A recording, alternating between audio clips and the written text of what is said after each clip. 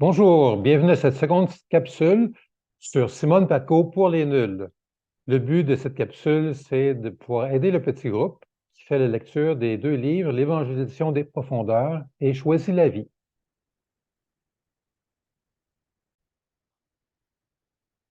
Il y a 4 points que j'aimerais regarder avec vous.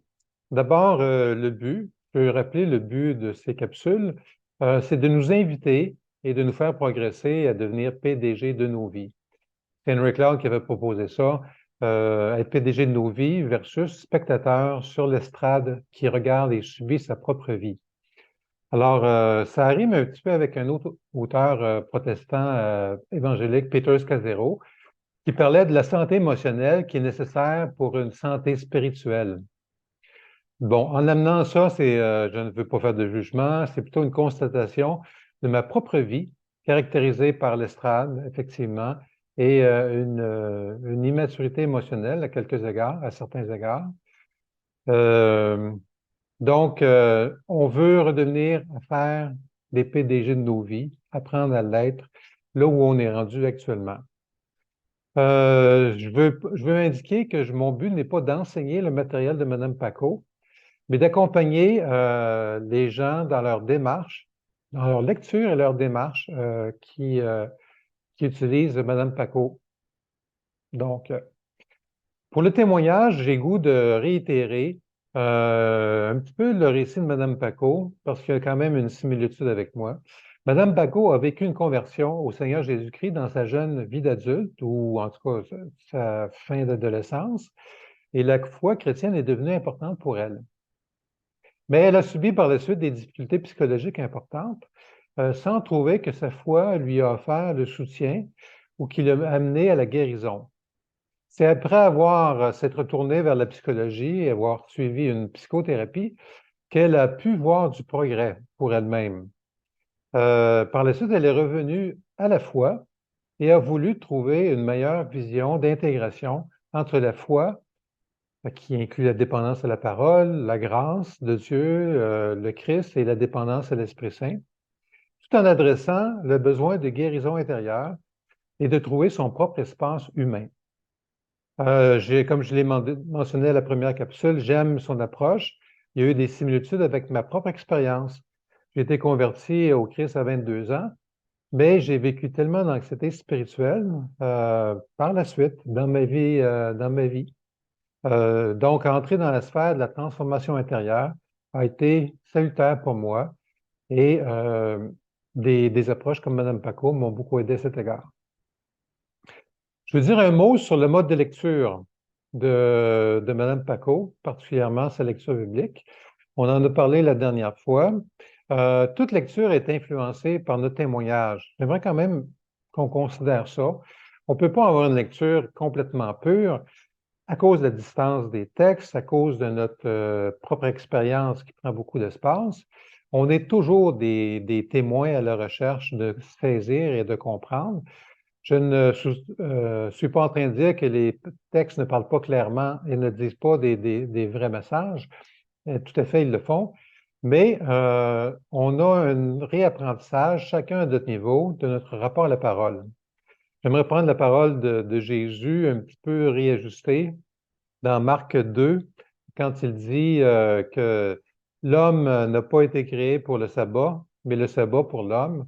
Puis on peut dire la même chose, l'homme n'a pas été fait pour la parole, mais la parole a été faite pour l'homme, a été donnée pour l'homme.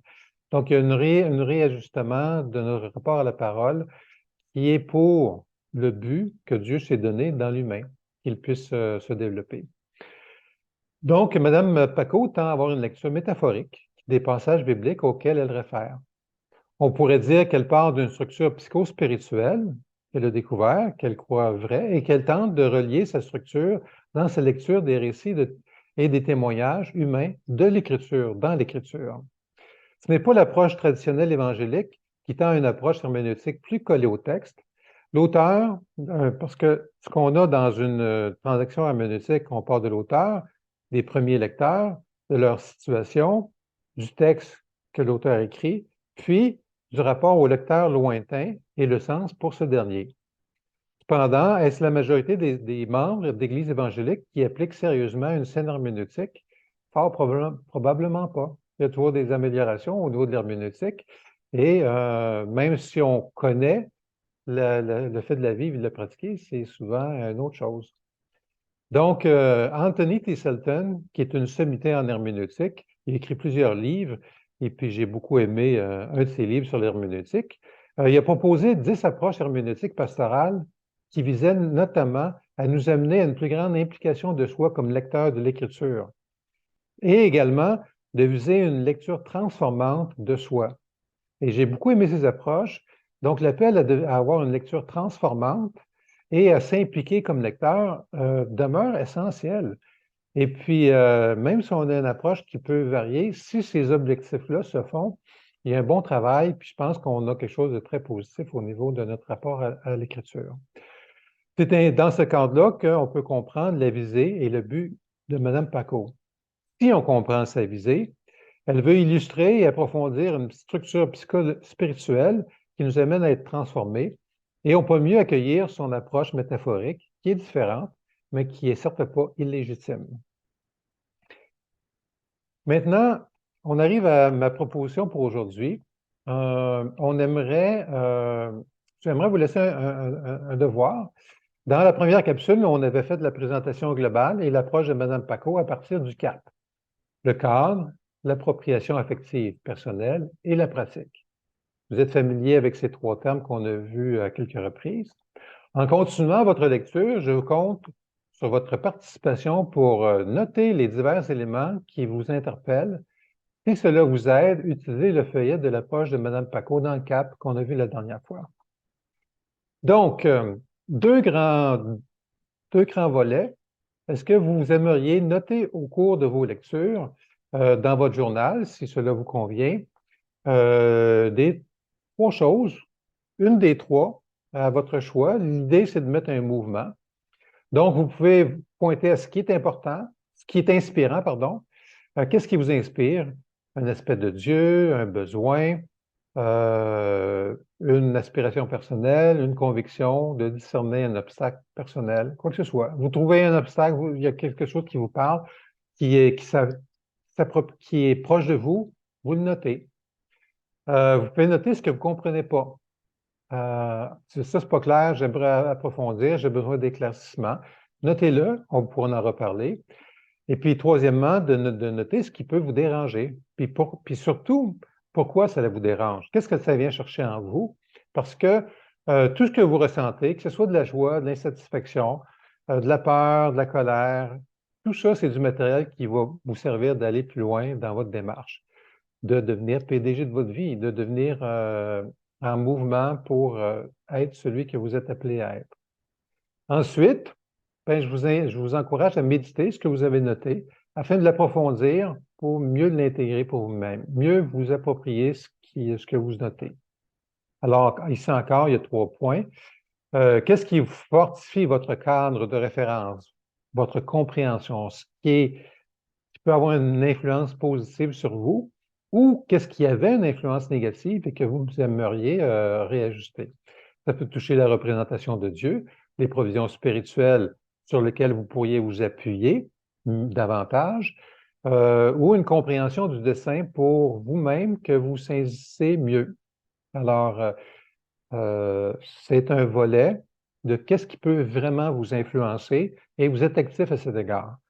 Le deuxième volet, ce que vous apprenez sur vous.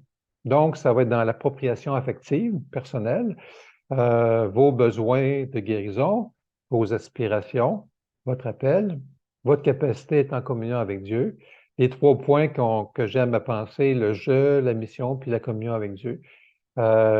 Mais également tout ce qui peut être blocage, dysfonction que vous pouvez découvrir. Vous n'êtes pas sans pouvoir face à ça. Vous allez pouvoir réajuster puis en faire quelque chose. C'est un début. La conscience, tout commence par une première conscience et vous pouvez aller plus loin. Et le troisième volet, qu'est-ce que vous désirez pratiquer? Donc, ça peut être une idée que vous voyez, ça peut être un principe que vous aimeriez faire un suivi, mettre à pratiquer, une habitude que vous dites, ah, ça, j'aimerais développer une telle habitude. une suggestion que vous voulez intégrer dans votre horaire à partir de vos lectures. Une à la fois. On y va au gré de notre rythme. Donc, est-ce qu'un petit projet pourrait même émerger de votre réflexion? Un petit projet, quelque chose que vous avez pensé depuis un bout de temps ou qui vient nouvellement, ça va toucher votre pratique, puis vous pourriez mieux l'intégrer. Donc, toutes sortes de choses que vous aimeriez faire à votre rythme et ça vous rend actif dans votre démarche. Alors, je vous remercie beaucoup et puis bonne méditation.